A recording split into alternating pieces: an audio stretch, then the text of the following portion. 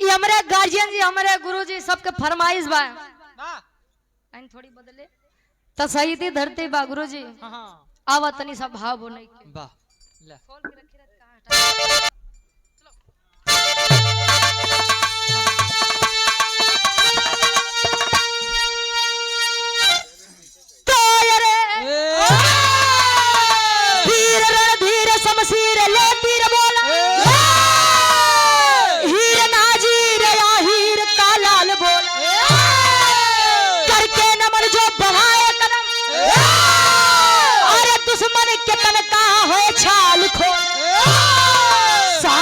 जान हो कुर्बान किए निशान भारत माँ का न मिटने दिया औलाद फौलाद जल्लाद को मारे बैरी समर में न रुकने दिया।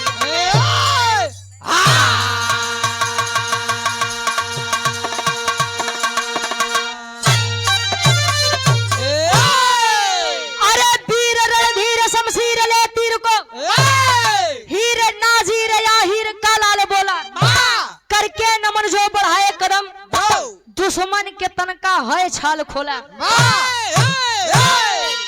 शहीदी धरती बा एक एक वीर और घरे एक वीर अगर घरे में 2 सदस्य तो जानो दो चार छेक तो फौज में जाए के बाद इसीलिए इस धरती को शहीदी धरती कहा गया है। ए भैया मर्द हमेशा पानीदारी अच्छा लगता है।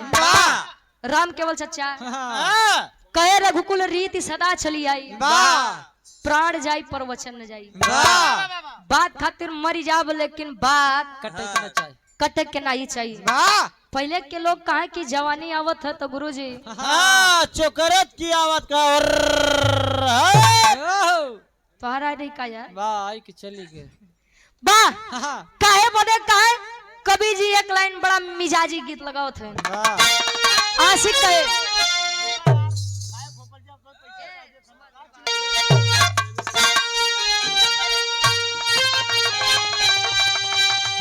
क्या बात है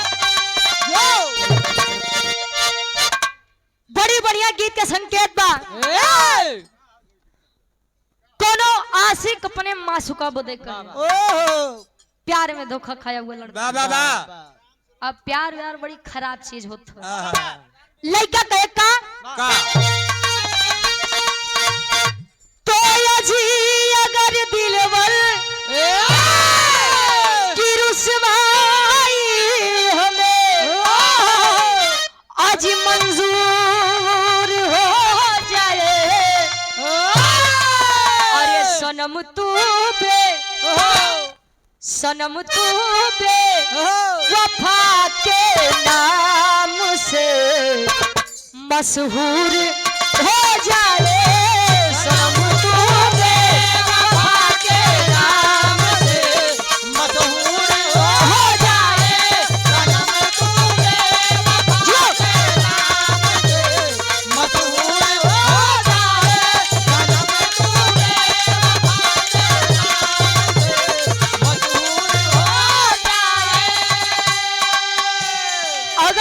दिलवर की रुसवाई हमें मंजूर हो जाए, वाह। सनम तू बेवफा के नाम से मशहूर हो जाए। मशहूर हो जाए। ये प्यार है मेरा आहा, दिल में हो, वाह।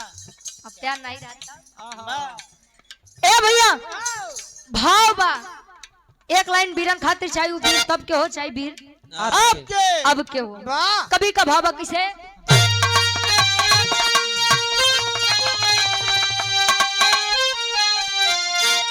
अरे तो वीर बाका अरे बहादुर समर में अरे जो जान चली जाए कसम भारत कसम भारत अरे माता की अलग पहचान हो जाए कसम भारत माता की अलग पहचान हो जाए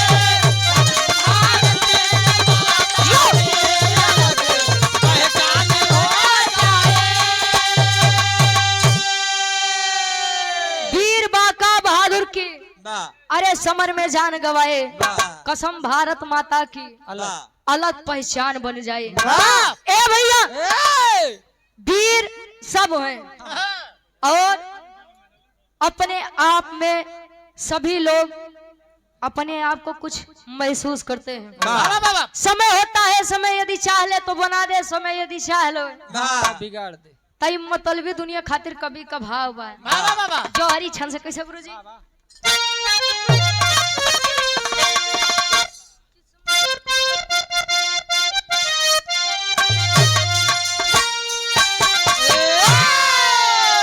अरे तो किस्मत की बात बताऊं जब सिर पे रहे गरीबी अरे कोई नजर ना आता कितना भी हो गरीबी अरे तो बात बात पे अपने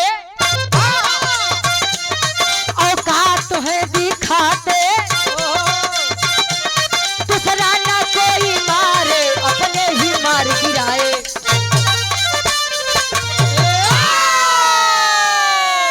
किस्मत की बात बताऊं जब सर पे छाए गरीबी किस्मत क्या कहत है कि जिंदगी किस्मत के भरोसे चलत है हाथ जकरे नाई बा ऊ के अपन किस्मत होते। ए भैया लोग रावण को तो पहचान लेते हैं कि नहीं रावण बा लेकिन घर में छिपे विभीषण को कौन पहचानता है। कहानी हा कहा के बात बा कौने बात के तनी सा यारे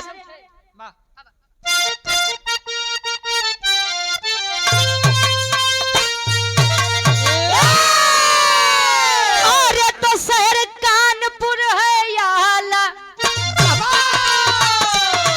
एक छोटा रहा घराना यादव समाज की गाथा अरे गाता सारा जमाना अरे काम काज थे करते कृपा रहे माधव की गरीब रहा बेचारा अरे दीपक मनु यादव की रघुराज सिंह के घरवा अरे काम काज है करता कमला सिंह के है संगवा तब मनु बेचारा रहता दोनों जब साथ में चलते अंगद हनुमान की जोड़ी भाई भाई थे लगते अच्छा गलत थोड़ी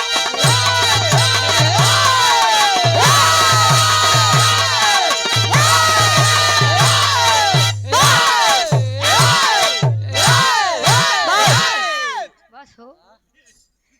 ए भैया कहानी के तनी समझ ला आशा नहीं पूर्ण विश्वास बा कहानी शीशा के जैसा साफ होई।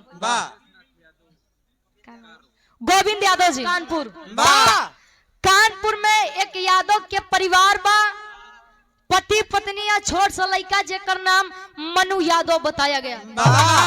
ए भैया मनु यादव 4-5 साल की अवस्था में हुआ है। आए है भैया लड़का के सर से माई और बाबू के साया हट गया। मैं आपको आज एक बात बता दूं जब तक हमारे माता पिता इस दुनिया में रहते हैं तब तक हम लोग बच्चे कहलाते हैं, लेकिन जिस दिन हमारे माता पिता इस दुनिया से चले गए उसी दिन हम बड़े हो जाते हैं। छोट सा लड़का मन्नू यादव अनाथ हो गया। गांव देश के लोग बढ़िया थे, वही गांव में एक ठेकेदार एक जमींदार के घर बा जेकर नाम रघुराज सिंह बताया गया। रघुराज सिंह की पत्नी शारदा देवी और रघुराज सिंह और शारदा देवी के बीच में एक लड़का जेकर नाम कमला सिंह बताया गया। ले जाए के बाबू काका लोग मन्नू यादव के हाथ शारदा देवी के हाथ में थमा दिए। ए मलकिन, ए मालिक, ए भैया, ए बड़काऊ गवैया वैसो भी बड़ा मेहनत से माहौल बनाओ थे। मन्नू यादव जी ले जाके गांव परिवार के लोग मन्नू यादव का हाथ रघुराज सिंह को थमा दिए। ए बाबू दुनिया तक का जियावत था खियावत था, ये छोट सा लड़का रखला कुछ काम कैले। कौन ड्राइवर? भारी ड्राइवर। आज धीरे धीरे बीतत बा समय। रघुराज सिंह और शारदा देवी के लड़का कमला सिंह के लड़का जोन बा अपन बड़ भाई मान के दोनों जिंदगी बितावत बटे।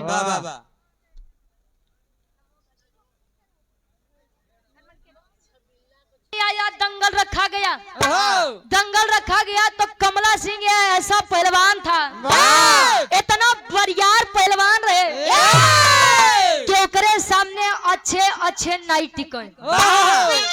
जे भी कमला सिंह से हाथ मिलावे ते ही रण में दंगल में कमला सिंह से नीचे हो जाए, मतलब पराजित हो जाए।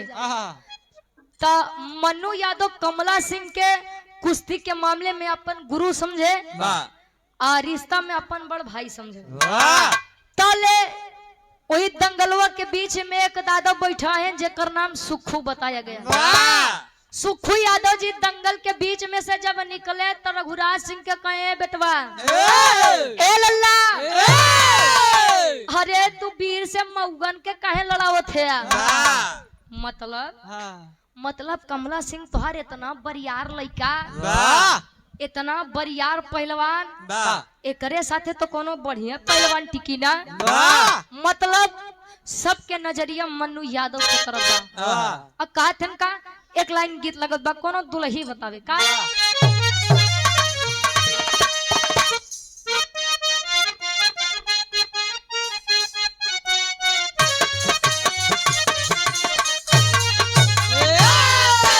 दुल्ही कहे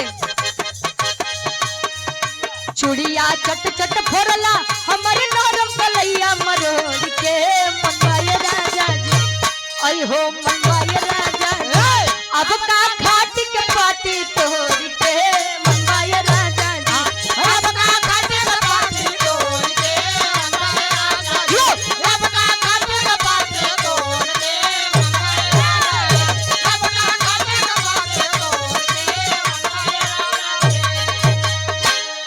ये तो दुल्ही के बात रहे, छोड़ा बात सुखू दादा निकल के आदमी के लोगन से आए खड़ा हो के बात कहते ने रघुराज सिंह बेटा होश में हो जाओ।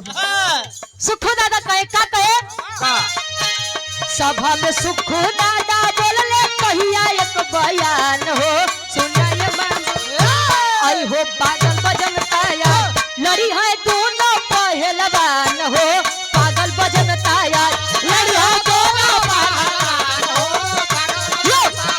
लड़ी है दोनों पहलवान हो, पागल बजनताया। ए भैया सुखू दादा लगे अच्छा 80 बरस के उम्र बा, आँख हो एकदम कमजोर, चश्मा लगा बहरे निकलत है। ए रघुराज बेटा, ए रघुराज बेटा, हाँ बाबा बोला कहे तहार लइका कमला सिंह इतना बरियार पहलवान बा, एकरे सामने ता हाई लइकवा मन्नू यादव ठीक रही।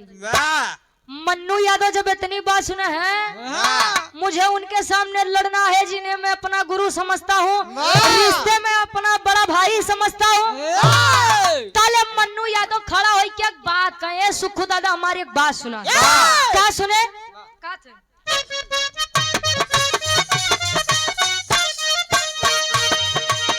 बोला मन्नू यादव तब ठाकुर के समान, बोला मन्नू यादव तब ठाकुर के समान, बोला मन्नू यादव तब ठाकुर के समान।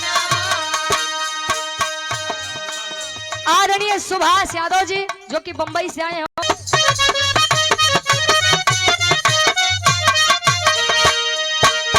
बोला मन्नू यादव तब ठाकुर के समान, बोला मन्नू यादव तब ठाकुर के समान, बोला मन्नू यादव तब ठाकुर के समान। दंगल में गुरु लागे रिश्ते में वीरान, दंगल में गुरु लागे रिश्ते में वीरान, दंगल में गुरु लागे रिश्ते में वीरान। माना पहले मन्नू न कटू तलियार मान हो, पागल बजन ताया हो, पागल बजन ताया लड़ी है दोनों पहलवान हो, पागल बजन ताया लड़ी है दोनों पहलवान हो, पागल बजन ताया लड़ी है दोनों पहलवान हो, पागल बजन ताया। ए भैया, जब सुखू दादा कहे कि कमला सिंह के हाथ केवल ही मन्नू यादव लइकवा था मन्नू यादव खड़ा हो गया। ये बाबा जिन्हें मैं रिश्ते में अपना बड़ा भाई समझता हूँ, जिनके साथ मेरा बचपन बीता है, और इस कुश्ती के मामले में जिन्हें मैं अपना गुरु समझता हूँ, आप उनसे कह रहे हैं कि मैं हाथ थाम लूं? अरे नहीं रे बाबा, हमसे नहीं हुई, पीछे हो गया। बारे बाबू के प्रेम बच्चे को गोद लिए हैं मन्नू यादव के, और जात के रघुराज सिंह ठाकुर थे। खड़े हो गए हैं मन्नू यादव। अरे मन्नू, अरे मैंने तो सोचा था कि मैंने एक शेर को पाला है, अरे लेकिन तू तो गीदड़ निकल ले। शर्म तो मुझे अपनी बीबी शारदा देवी के ऊपर आ रही है, जिसने तुझ जैसे कायर को पाला है, पोसा है। ए भैया, आज जब बात माई के ऊपर आएगा, खड़ा हो गया मन्नू सिंह। ए बाबू, हमरे तक बात रहे तो हम समझ लेते, हमरे तक बात रहा तो हम अपने बेइज्जती के सहन कर ले, लेकिन बात आज हमरे मातारी के ऊपर आएगी। बारे वह बेटा खड़ा हो गया और करत है का गुरुजी, ई गीत के हमरे गुरुजी विजयलाल गुरुजी बड़ा लहाई कैसे। सिंटू यादव जी बीडीसी के भावी प्रत्याशी हैं, के तारीफ करत बा, खूबसूरती के बखान करे कैसे।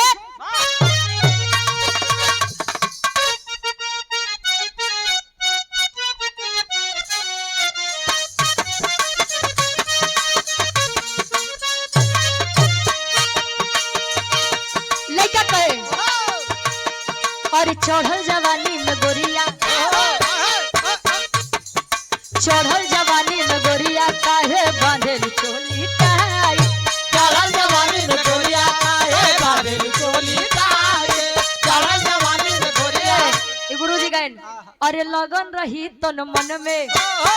देखिए ये बात उस विरह में गाए थे, लेकिन ये बात 100% सत्य है, हमारे लिए भी लागू होती है, आपके लिए भी लागू होती है। मन में अगर किसी काम को लेकर लगन है मन में, तो वो होगा। कहे एक दिन मंजिल पाई, एक दिन मंजिल पाई, ओकर झंडा जरूर लहराई, लगन रही तन मन में, ओके केहू न रोके पाई, लगन रही तन मन में, ओके केहू न रोकी पाई, लगन रही तन मन में, ओके केहू न रोके पाई। लगन रही तन मन में, ओके केहू न रोकी पाई। अरे सरवा पड़ली माई, बाबूजी ना तो मेरी माँ कमजोर है और ना तो उनका बेटा कमजोर है। माँ ने गीदड़ को नहीं, एक शेर को जन्माया शेर को, लेकिन पाला भी उन्होंने शेर को है। सुनो अरे सरवा पलली माई सरवा पलली माई जब सिंह के जोर दिखाई जंगल भूमि के ऊपर देखा माटी के तिलक लगाई जंगल भूमि के ऊपर देखा माटी के तिलक लगाई जंगल भूमि के ऊपर देखा जंगल भूमि के ऊपर देखा माटी के तिलक लगाई। ए भैया इतनी बतिया सुन के मन्नू यादव जब सामने आया तो कमला सिंह कह रहे साला हमारे साथ खाए पिए बा हमारी से टक्कर ले बा ठीक बा आओ सारे देख ले कितना तो दम बा ए भैया एक तरफ रघुराज सिंह का सगा बेटा कमला सिंह और एक तरफ उनका गोद लिया बेटा मन्नू यादव ए भैया आज दोनों में झगड़ा चलत बा कुश्ती चलत बा न कमला सिंह पीछे न मन्नू यादव पीछे पूरी प्रजा एक तक निगारत बा रे यार अब वही तो मैच थोड़ा इंटरेस्टिंग भाबा आज के मैच थोड़ा देखे लाए बाबा देखा अरे कमला सिंह पटकी का हो अरे ना ना ना मन्नू यादव पटकी मन्नू यादव अपने तरफ कमला सिंह वाले अपनी तरफ कहा अरे यार मन्नू यादव का लड़ी कमला सिंह होके धाई के पटक दे छाप दे पानी फेंक दे अब मन्नू यादव का वाले कहा खेरे आयरे का खून बा गरम खून बा ऐसे थोड़ी जाइए पानी मिलवा है दोनों तरफ वाले में बहस होत बा कैसे तेरी के भाव में कवि जी लिखत है का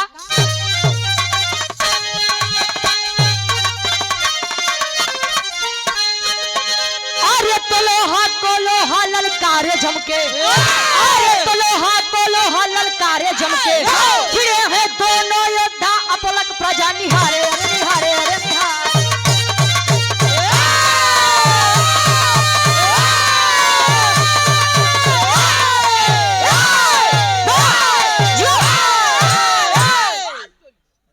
भिड़े हैं दोनों योद्धा अपलक प्रजा निहारे लोहा को लोहा ललकारे जमके ए भैया एक टक अपलक का मतलब एक टक पलक नीचे नहीं होत बा प्रजा देखत बा यार मनुआ जीती कि कमलवा जीती बहस होत बा और तब ले मन्नू यादव उठाई के एक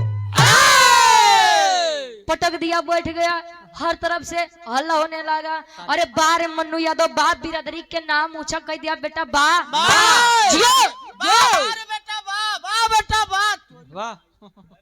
अरे यार हर तरफ मन्नू यादव हाई बड़का वीर बनत रहे हाँ बड़का वीर बनत रहे दो चार गो मौगा से लड़के बड़का वीर बनत रहे अरे आज तो ताज सामना असली मर्द से मन्नू यादव को बढ़िया फूल माला पहना करके बा मन्नू बेटा बा और एक तरफ कमला सिंह जब इतनी बात सुना तो उसके मन में सोचिए जो भाई भाई की जोड़ी अंगद और हनुमान की थी आज एक भाई की विजय पर एक भाई के मन में प्रतिशोध की ज्वाला जल उठी। जय नारायण यादव जी 51 रुपए मिष्ठान भंडार। ए भैया गार्जियन जी आप प्रकाश मेडिकल स्टोर शिवरी अमहार से प्रकाश मेडिकल स्टोर हाँ गार्जियन जी बस आशीर्वाद के चारी। ए भैया आया रघुराज सोचिए अपने एक बेटे के जीतने जो कि उनका सगा बेटा नहीं था ये होता है साहब प्रेम और बदनाम करने के लिए तो लोग अपने सगे रिश्तों को भी बदनाम कर देते हैं। रघुराज सिंह यहाँ नहीं सोचा कि मेरा सगा बेटा रण में हार गया ना जिसने पाला था उस बेटे को विजयी बना के खुशी खुशी घर को आया। ए शारदा अरे बाहर निकल पगली तोहार लइका नाम रोशन करके आई बा। शारदा माई आई लेके फूल माला अरे हमार लइका तिलक लगाई के आरती उतारत यहाँ और एक तरफ कमला सिंह घुसियाई के अपने कमरा में गा। जब कमरा में गा तो महतारी खाना लेके गा फेंक दिया खाना हट जाओ। अरे आप माँ हो माँ के नाम पर ही आप कलंक हो। क्यों रे बेटा अरे तुझे वह बेटा प्यारा है और तेरा खून का रिश्ता तुझे नहीं प्यारा है। अरे नहीं रे लइका, जैसे हमारे खातिर तू वैसे मन्नू यादव, और जैसे मन्नू यादव वैसे तू। तले कहे सच बात बोले थे हम का माना थे। हाँ बेटा मानती है मुझे? हाँ बेटा मानती हूँ। खड़ा हो गया कमला सिंह और करता क्या है, बिरहा के आखिरी गीत लगत बा।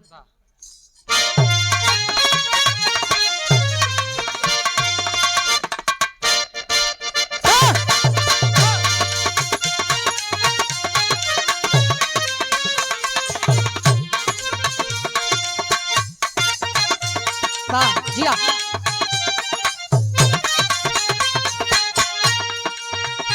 फिल्मी गीत बा आशिक कहे, इश्क में तो हर चीज मिट जाती है, इश्क में तो हर चीज मिट जाती है, इश्क में तो हर चीज मिट जाती है।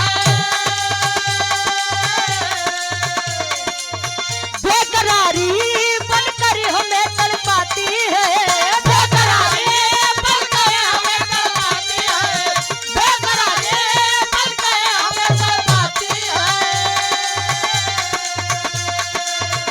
इश्क में तो हर चीज मिट जाती है, बेकरारी बनकर हमें तड़पाती है।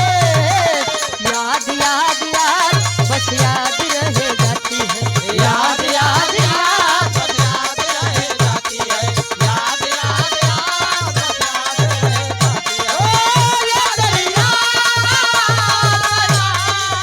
ओ दरिया याद याद याद बस याद रह जाती है, याद याद याद लेकिन कमला सिंह कहे शारदा देवी से माई तो हमें माने ली। हाँ तब सुन, उठा लिया बंदूक और करता क्या है, लेके बंदूक का तू उसमें डालेंगे, लेके बंदूक का तू उसमें डालेंगे, लेके बंदूक का तू उसमें डालेंगे। ए भाई चढ़ के गोली सीने में उसके दागेंगे, चढ़ के गोली सीने में उसके दागेंगे, चढ़ के गोली सीने में उसके दागेंगे। आय हाय माई जब इतनी बात सुने क्या नहीं सुनाई दिया, इसीलिए कहता हूँ कि तू मुझसे प्रेम नहीं करती। कहे फिर से सुन, लेके बंदूक कारतूस उसमें डालेंगे, चढ़ के सीने पे माँ सुन, चढ़ के सीने पे गोली उसके दागेंगे, चढ़ के सीने पे गोली उसके दागेंगे, चढ़ के सीने पे गोली उसके दागेंगे। लेके बंदूक कारतूस उसमें डालेंगे, चढ़ के गोली सीने में उसके दागेंगे।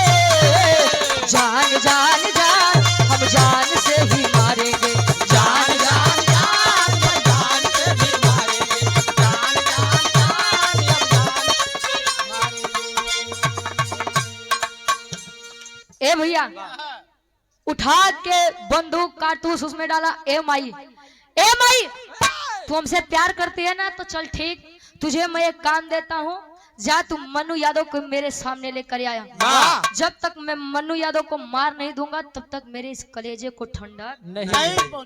इस आसपास के इलाके में कोई ऐसा नहीं जन्मा था जो कमला सिंह को पछाड़ दे, लेकिन ये साला मेरा ही नमक खा करके मुझसे ही गद्दारी कर दिया, मेरे ही पत्तल में खाकर मेरे ही पत्तल में छेद कर दिया। नहीं छोड़ा बे के माई, तू बस जा, वो के लिए आई क्या आय हाय। कहा जाता है माँ का जो मन होता है, दिल होता है, वो बड़ा पवित्र और नेक होता है। एक बेटे के मुंह से जब ऐसी बात सुनी कि मैं मन्नू यादव को मारूंगा, आ करके मन्नू यादव से एक बात के, बेटा तू उनके माई माने ले। हाँ मानता हूँ माँ, मेरी एक बात सुन, इस महल इस घराने से दूर चला जा बेटा। ये क्या कह रही हो माँ? मेरा आप लोगों के अलावा सहारा ही कौन है? मैंने अपने माता पिता को ठीक से देखा भी नहीं था, मेरे माता पिता इस दुनिया को छोड़कर चले गए। ए माई, हम के अपने आप से अलग मत कर माई। बेटा मैं तेरी जान की भीख तुझी से मांग रही हूँ, चलिया जाए बेटा। अगर तू मुझे अपनी माँ मानता है तो चला जाए यहाँ से। आज अपनी माँ की बात को मान करके राजघराना छोड़ दिया। अतल धीरे धीरे समय बीतत बा। होत का पापड़ के भाव में कवि लिखते हैं, गौरी शंकर राजभर जी प्रधान पद के प्रत्याशी हैं, 100 रुपए देकर सम्मान किए। अगर यहाँ जंगल में केहू शेर बा तो केवल एक शेर कमला सिंह, और वह तरफ मन्नू यादव के ओकर माई भगाई के जिंदगी खुशी से बितावत बा। कम से कम हमार लड़का ये दुनिया में तो रही। मनु सिंह अपन पेट पाले खातिर ए भैया जौन भी छोटा मोटा काम मिले तवन खुशी खुशी कैले। प्रत्येक वर्ष के बाद इस साल भी जब दंगल लगा तले होत का पापड़ के भाव में कवि जी लिखते हैं बड़कऊ। शांत रहता है यार, अगर बैठ के चिल्लाते पीछे नहीं जा सकता। पापड़ के भाव में कवि जी लिखते हैं का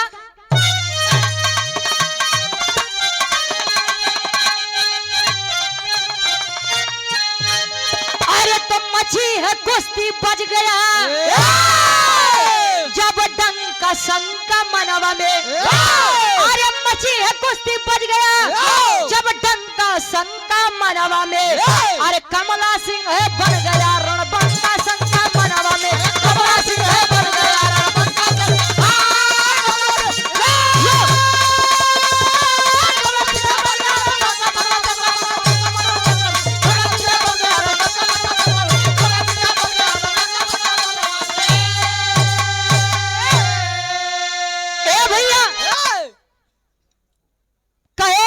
कुश्ती का डंका जब बज गया कि हर साल के बाद इस साल भी नाग पंचमी को कुश्ती का आयोजन किया गया है। अरे मन्नू यादव तो भगौड़ा रहे सार भाग्यवा। अभी कमला सिंह से देखा कौन वीर टक्कर लेत बा। तब ले कभी जी उठाई की कहानी भरत है कहा। अरे हेनरी अंग्रेज तब कमला सिंह को ललकारा है। अरे मिलाओ हाथ मुझसे गर, अरे माता का दुलारा है। अरे तो गॉड जाने मिटा दूं। गॉड का मतलब ईश्वर, ईश्वर भगवान। अंग्रेज था, अंग्रेजी तो बोल कहे। अरे गॉड जाने मिटा दूं तेरी लंका शंका मनवा में। अरे तक कमला सिंह है बन गया रणबंका शंका मनवा में। हेनरी नाम के एक अंग्रेज रहे और बड़ा नाम सुने रहे कमला सिंह के बारे में। हेनरी अंग्रेज आया, कहा कि दंगल में मैं सुना हूं कि कमला सिंह बड़ा बढ़िया बाजी मारता है। कहाँ है? लेके आओ मेरे सामने, लेके आओ मेरे सामने। अच्छा कमला सिंह आया, फिर से गार्जियन जी के द्वारा पुकार उठा कि आज ही के दिन से 10वें दिन बाद यहीं पर कुश्ती का आयोजन किया जाएगा, जहां से हमारे भारत देश के लिए लड़ेंगे कमला सिंह और अंग्रेजी शासन से आया है ये हेनरी अंग्रेज। तो ये बात हर जगह बड़ी बढ़िया फैलत रहे, वायरल होत रहे, न्यूज़पेपर में, टीवी के माध्यम से बढ़िया से जब ये बात फैले भारत देश के लिए लड़ेंगे कमला सिंह जी अंग्रेजी शासन से हेनरी अंग्रेज। धीरे धीरे ये खबर पहुंचा था कहाँ गुरुजी? आल्हा के भाव में कवि जी प्रमाण देते हैं। सर्वजीत यादव उर्फ हमरे सिंटू भैया बीडीसी के जो भावी प्रत्याशी हैं 100 रुपए देकर सम्मान के आशीर्वाद के चाह रही। और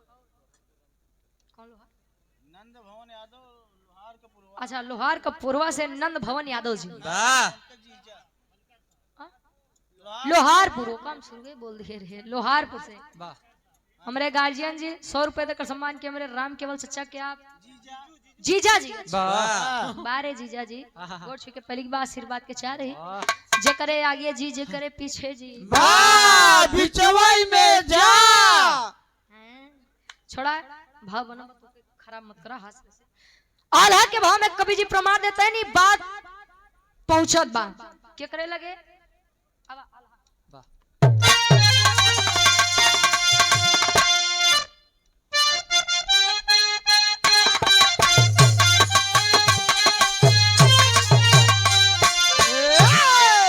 अरे तो 10 दिन बाद कुश्ती रचल वही भूमि,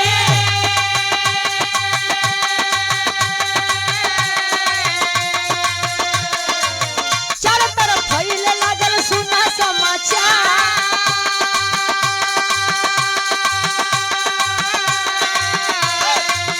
मन पहलवान तब गैया चरावत रहले,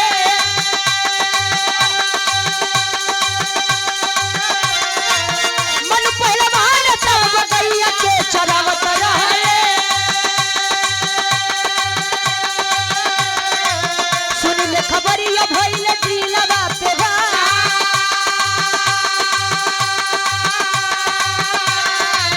सोचे गुरु कमला सिंह से लड़ी जब मुदैया,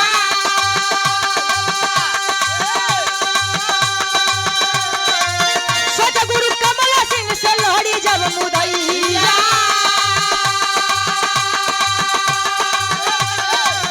राम जन जीत होई या होई हार,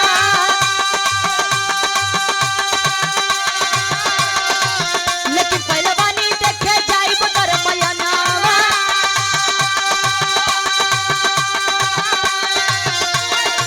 लेकिन पहलवानी देखे जाई बदर मयनावा,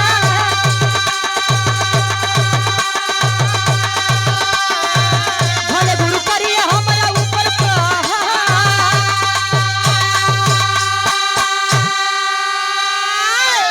प्रधान जी हम जानत हई आदरणीय लालू हलवाई मिर्जापुर ये भैया के फरमाइश बा हथानी फैलत बा पहुंचत बा मन्नू पहलवानी यानी मन्नू यादव लगे।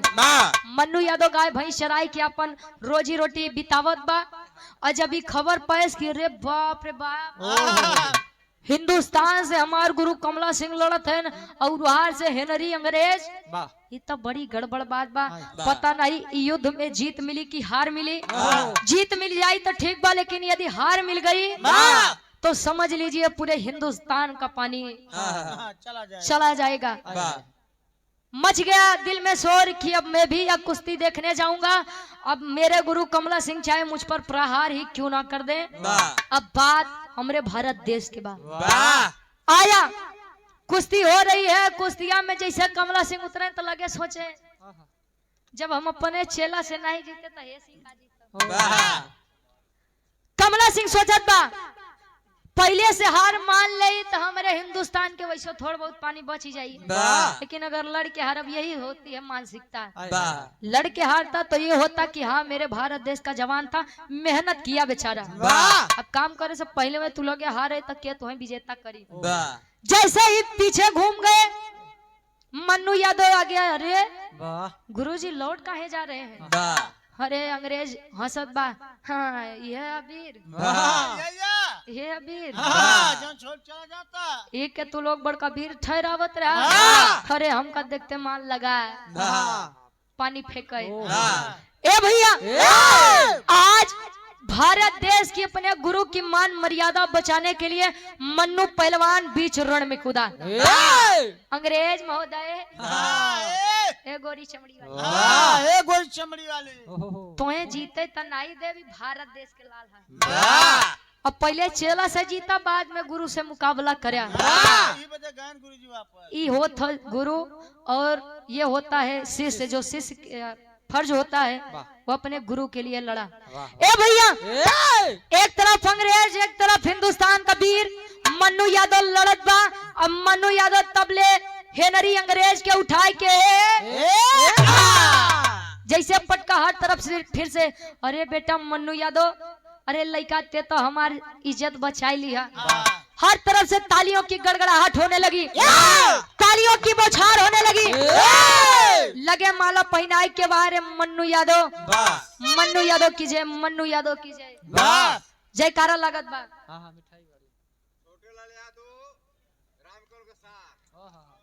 छोटे लाल यादव जी हमारे चचा राम केवल यादव जी के सार हैं। हमार मामा हाँ मम्मा तो है। मामा ठीक बा।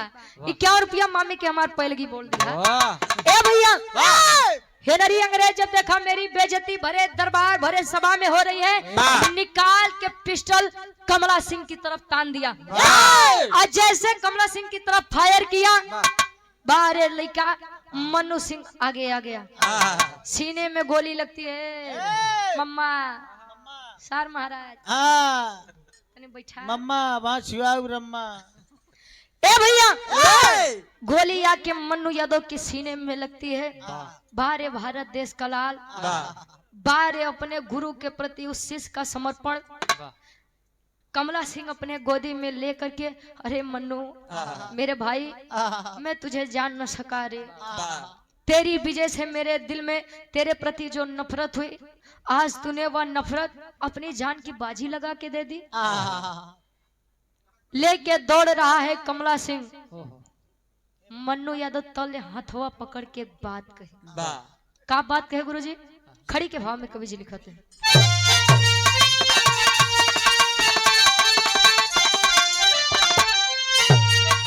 अरे त गोली लागल बा हमरे टूटल आस भैया, अरे त गोली लागल बा हमरे टूटल बयास भैया, हमरे माई के देखैया हमारी लाश भैया, हमारे माई के देखैया हमारी लाश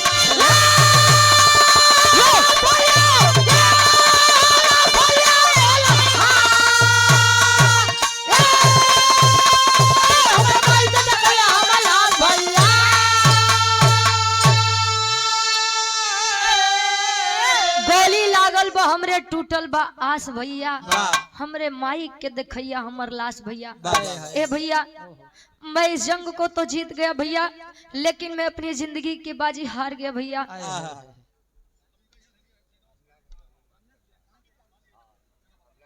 आदरणीय अमृत लाल यादव जी, अपनी जिंदगी की जंग हार गया भैया, मैं नहीं बचूंगा भैया। बाहर है मेरा बेटा, बाहर है मेरा भाई, तू मेरा सगा खून ना सही, लेकिन तूने अपने भाई का फर्ज, अपने शिष्य का फर्ज बड़ा बखूबी निभाया रे भाई। मन्नू सिंह हथवा पकड़ के एक बात कहे कमला सिंह से, भैया जियते जिंदगी हम माई के बाबू के कुछ नहीं दे पाए, लेकिन मेरी आखिरी इच्छा है कि मेरी इस लाश को मेरी माँ को दिखाइएगा। कहा बा आखिरी सांस में आखिरी लाइन में एक बात का कहे,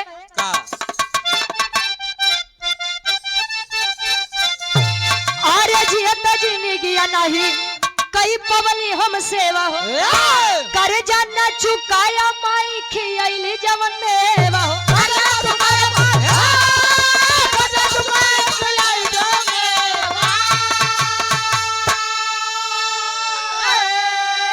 अरे खुशी माई के दे तू विश्वास भैया, अरे तो खुशी माई के तू देबा विश्वास भैया, हमारे माई के देखैया हमारी लाश भैया।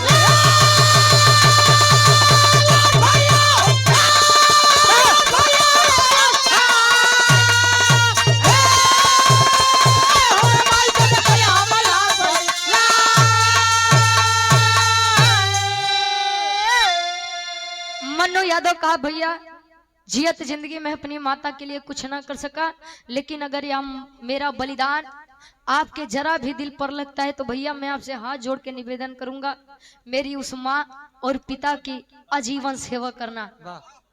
लाश लेकर आया शारदा देवी के पास। माँ अरे माँ तुझसे मिलने मेरा भाई, मेरा छोटा भाई मन्नू यादव आया है रे माँ।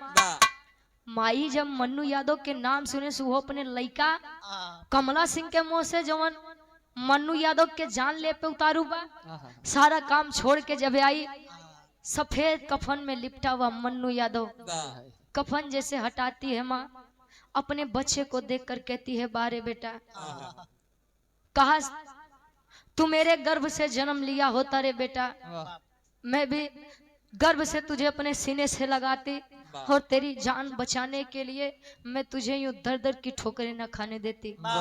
और मेरे पास आया भी तो इस सफेद कपड़े में लिपट कर आया। ये होता है त्याग, ये होता है बलिदान। भारत देश के लिए हमारे वीर सपूतों ने ना जाने कितनी कुर्बानियां दी हैं। पहले उस समय रहे कि यह बात के जोर मारे लोग कि भारत देश खातिर पहले बलिदान हम दे। आज लोगन में जोर ई बात के बाद तो हम कितना पाई कितना कमाई के। हमारे एक नसीहत भाई आप लोगन खातिर कि आप लोग केहू के मैयत में जाया चाहे मत जाया, लेकिन वो बेईमानन के मैयत में जरूर जाया। ये देखने के लिए आप लोग जाइएगा कि जो लोग बेईमानी से पूरी जिंदगी कमाए हैं अपने साथ कुछ लेकर जा रहे हैं कि नहीं जा रहे हैं। और अंत समय में लोग यही कहते हैं जे खराब काम करे बारे भले सार मरा, मेरा सार भले मरा, गांव पूरा आनंद भया। तो ऐसा काम मत करिए कि जाने के बाद भी लोग आपको चार गाली दें। ये हमारे बिरहा के भाव रहे। देश खातिर कुर्बान क्या होता है और गुरु के प्रति एक शिष्य का फर्ज क्या होता है। मन्नू यादव इतिहास के पन्ने में अपना नाम अंकित अमर करके गया है। और इस गीत के माध्यम से सच्ची श्रद्धांजलि अर्पित करती हूँ उस महान आत्मा को, उस महान वीर को। आखिरी में खानदान के परिचय पर फिर गुरु जी के नंबर रही। अब गुरु बिहारी, गुरु गणेश, गुरु रामलाल मुर्बा का।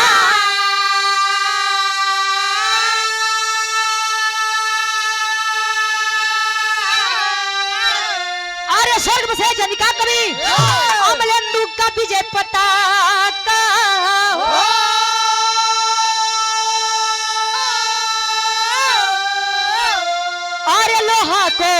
लोहा ललकारे जम के गावे रुचि यादो पूजा करे कलम के। लोहा को लोहा ललकारे जम के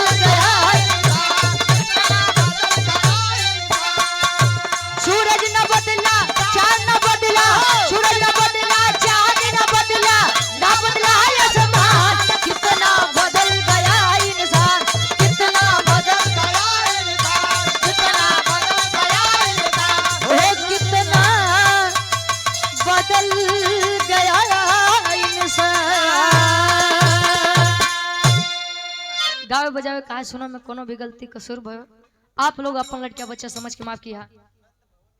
आदरणीय नंद भवन यादव जी।